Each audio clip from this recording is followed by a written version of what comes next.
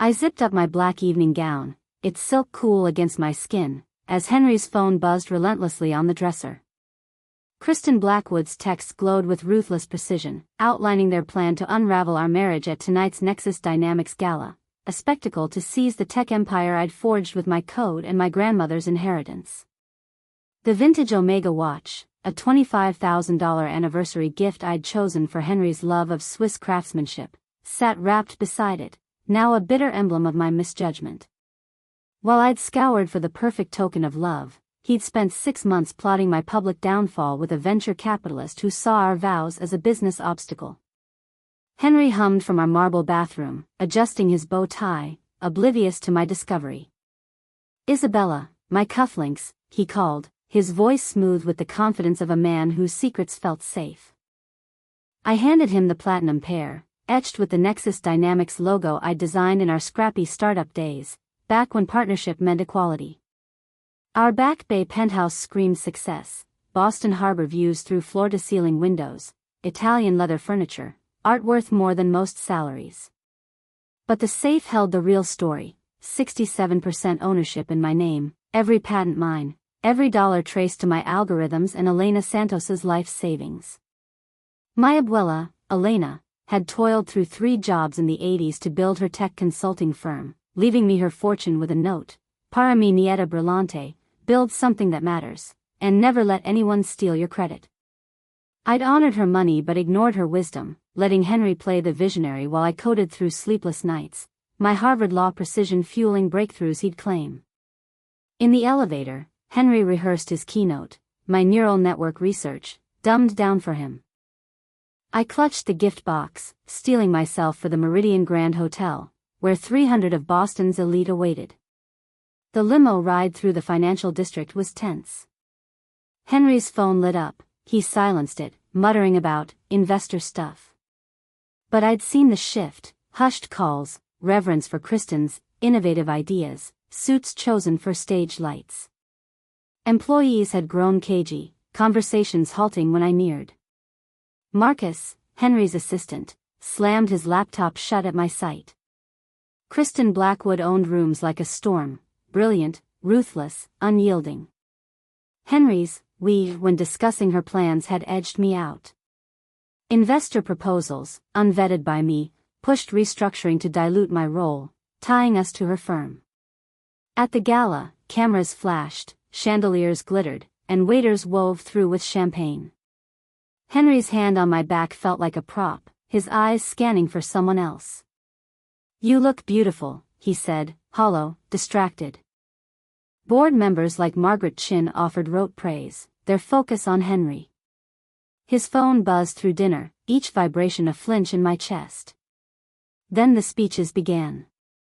Kristen took the stage, her voice commanding, "Tonight, we celebrate not just success, but the relationships that drive it."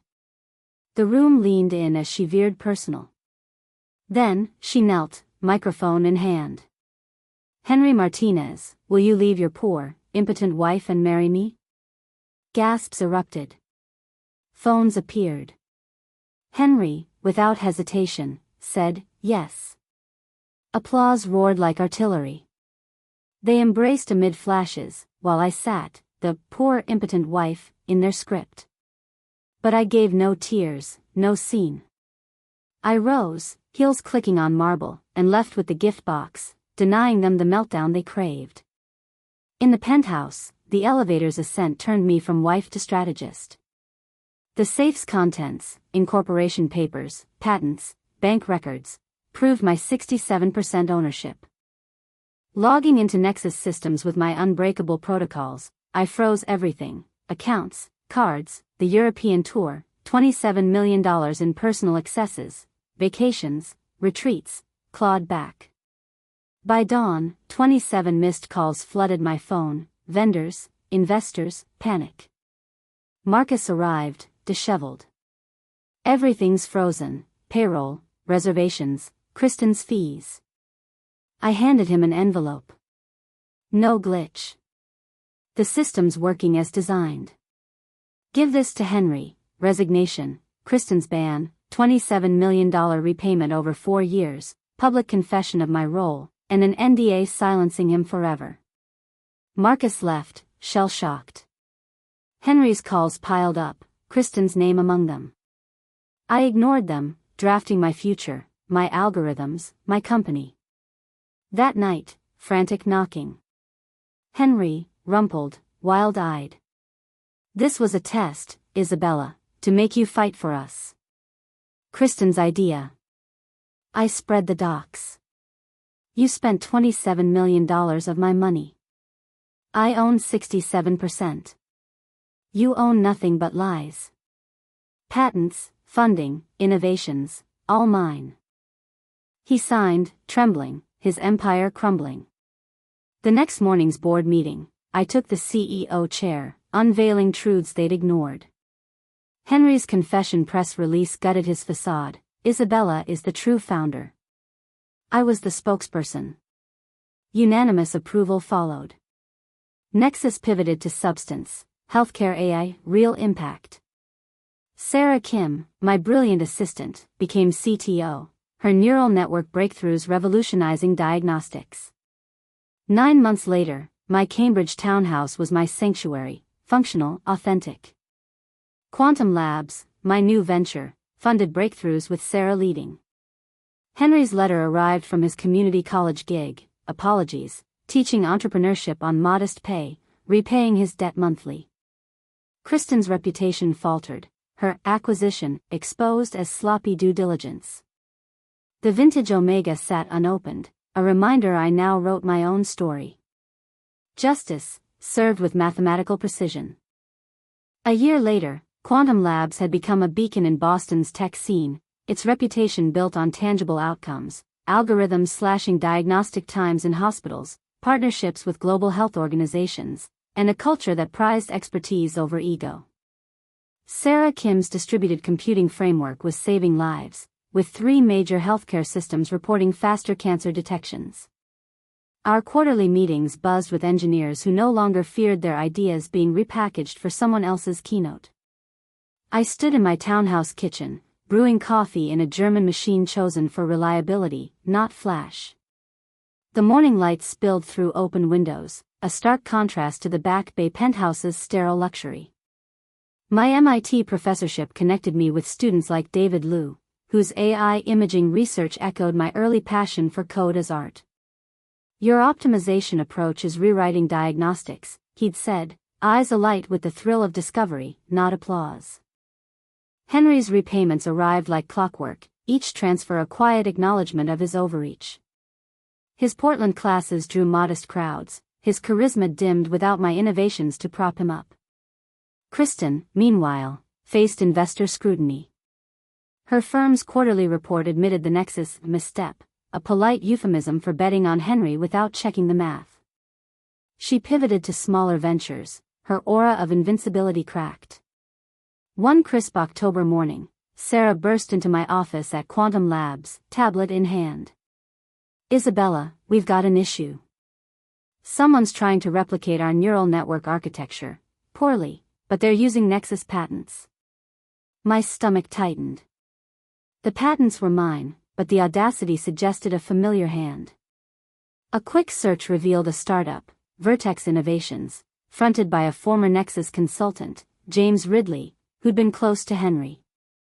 Public records showed Kristen's firm as a minor investor.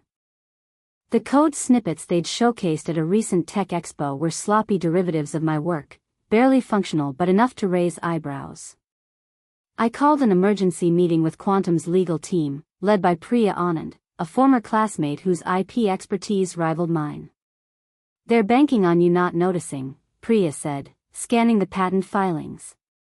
But their implementation infringes directly on your 2023 neural optimization patent. We can bury them in an injunction. The strategy was simple: leverage my airtight documentation. I drafted a cease and desist letter, citing specific patent claims and demanding Vertex halt operations. Priya filed for an injunction, and within 48 hours, Vertex's demo was pulled from the expo, their investors spooked. Kristen's name surfaced in panicked emails leaked to tech blogs, her oversight in backing another flawed venture fueling whispers of her decline. But I wasn't done. Vertex's stunt had drawn attention to Quantum's work, and I saw an opportunity. I organized a public demo at MIT, showcasing our latest AI diagnostic tool. The event packed the auditorium with researchers, hospital execs, and even a few Nexus holdovers who'd joined Quantum. David Liu presented alongside Sarah, their synergy electric as they walked through real-time cancer detection results. The crowd's questions weren't about headlines, they wanted math, code, impact. I answered in detail, relishing the chance to claim my work openly. Post-demo, a reporter from TechCrunch approached. "Isabella, there's buzz you're settling old scores with Nexus Dynamics. Care to comment?" I smiled, choosing my words. "No scores. Just focus. Quantum Labs build solutions, not narratives. The math speaks for itself." That night, I received an unexpected email from Margaret Chin, the Nexus board member who'd once dismissed me as Henry's accessory. She was launching a women-led tech fund and wanted Quantum as its anchor. "I misjudged you," she wrote. "Your work is the future. Let's talk." I leaned back, the Omega watch catching my eye on the counter. I hadn't opened it, but its presence no longer stung. It was a relic of a life I'd outgrown, a marker of the moment I stopped playing supporting roles. Margaret's offer was tempting, but I'd vet it carefully. Elena's lesson about guarding my credit was now my North Star. Quantum Labs grew, not through flash but through results. A second healthcare contract landed, then a DARPA grant for AI security applications. Sarah and I hired a team of misfits, brilliant coders overlooked by glitzy firms. Our office, a converted warehouse, hummed with late-night debates over algorithms, not networking brunches. Henry's final letter came on a quiet Sunday, 2 years after the gala.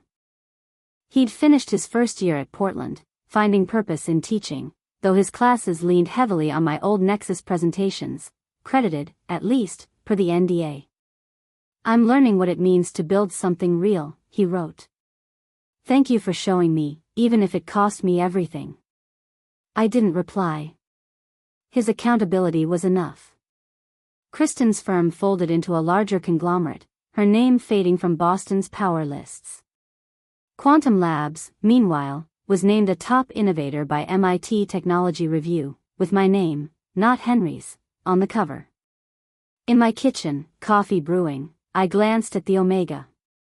Maybe I'd donate it to a charity auction, let its value fund someone else's start. My story wasn't about revenge, it was about reclamation. Every line of code, every patent, every choice now bore my name, unapologetically.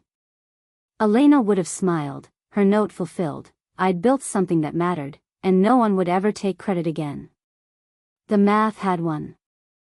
Actions plus consequences equal justice, served with the precision of a well-written algorithm.